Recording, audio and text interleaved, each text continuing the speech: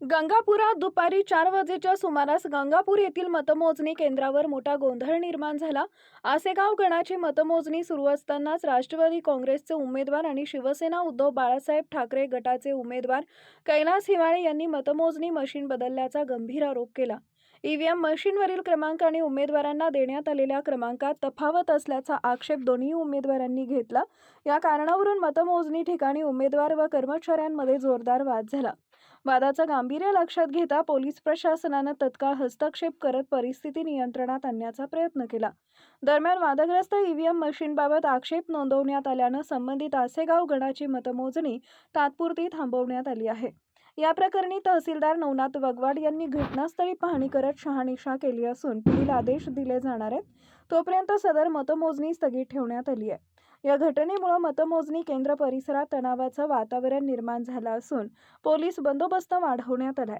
अर्धा तास मतमोजणी बंद करण्यात आली होती। त्यानंतर पोलिसांचं हस्तांतरण केल्यामुळे मतमोजणी सुरू झाली। उमेदवार नसताना त्याला त्या ठिकाणी जास्तीचं 200-250ची लीड त्या ठिकाणी आहे। आसेगाव गणात सुद्धा आसेगावचा स्वतःचा उमेदवार आहे। आसेगाव गणामध्ये जिल्हा परिषद उमेदवार असताना त्या तिथल्या गावातल्या उमेदवारापेक्षा जास्त मतदान भारतीय जनता पक्षाच्या उमेदवाराला आहे। म्हणजे असं प्रत्येक ठिकाणी बूथवरती आहे। आता कैलास हिवाळे पंचायत समितीचे शिवसेनेचे उमेदवार आहेत, त्यांनी ही गोष्ट पाहिली। कैलासला पण या ठिकाणी बोलवा। कैलास हिवाळ्यांनी पाहिल्यामुळे आमच्या लक्षात आलं की हे मशीनचे नंबर वेगळे आहेत। आम्ही फक्त आमचे जे प्रतिनिधी होते ते प्रतिनिधी ते सांगत होते सील पाहिलं का चाललं। प्रत्येक मशीनमध्ये घोटाळे आहे। माझी या ठिकाणी निवडणूक आयोगाला आणि माननीय जिल्हाधिकारी साहेबांना विनंती आहे, या ठिकाणच्या पोलीस प्रशासनाच्या वतीनं तात्काळ पंचनामा करावा आणि मशीन आणि याचा नंबर मॅच झाला तर ठीक आहे, नाहीतर आम्हाला या ठिकाणी योग्य तो न्याय द्यावा। जर ही मतदान प्रक्रिया बंद करावी, मशिनी सगळ्या बंद कराव्या। आम्ही फाशी घेण्याची वेळ आली। मी या ठिकाणी माझा परिवार आम्ही गेल्या 15 दिवसापासून आम्ही रात्रंदिवस लोकांपर्यंत जनतेपर्यंत पोहोचून प्रचार करतोय। पोटतिडकीनं लोकांच्या समस्या जाणून घेतोय।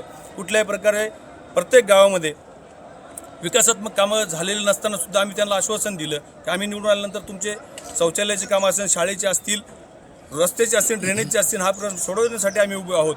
पण जर का असं या ठिकाणी दादागिरी करण्यात येत असेल, पोलीस प्रशासनाकडनं सुद्धा मला बाहेर काढण्यात आलं। पोलीस प्रशासनाने मला बाहेर काढलं की तुम्ही बाहेर व्हा। मी उमेदवार आहे, जिल्हा परिषद अनुसूचित जाती प्रवर्गातला उमेदवार आहे। माझ्यावर हा अन्याय होत आहे। म्हणून घटनेद्वारे डॉक्टर बाबासाहेब आंबेडकरांनी जो अधिकार दिला आम्हाला मताचा, एका रस्त्यावरच्या भिकाऱ्याला तोच अधिकार आहे आणि देशाच्या पंतप्रधानांना सुद्धा एकाच मताचा अधिकार आहे, परंतु त्या राज्यघटनेची पायमल्ली होताना या ठिकाणी दिसत आहे। जर यांनी काही जरा पावले उचलले नाही तर आपण काय करणार आहात? पुढे आपली काय भूमिका? यांनी जर कलेक्टर साहेबाला मी आता लेखी स्वरूपात निवेदन देणार आहे, तहसीलदारला देणार आहे आणि माननीय निवडणूक आयोगाला देणार आहे। यांनी पावलं उचलले नाही तर मी माझे आत्मदहन करणार आहे तहसील समोर।